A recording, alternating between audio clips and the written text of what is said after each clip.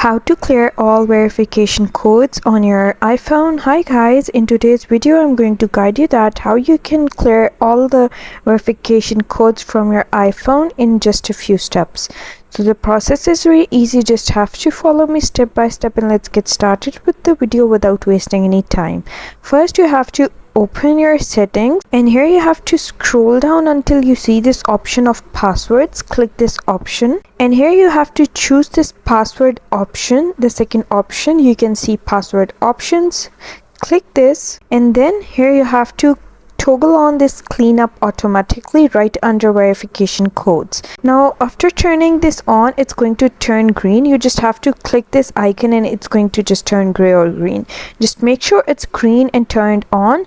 You can automatically delete verification codes in messages and mail after inserting with autofill, and this option is going to help you with this. So I hope you found the process easy and liked my video, and if you did, please don't forget to like and subscribe my channel. Thank you very much. See you again.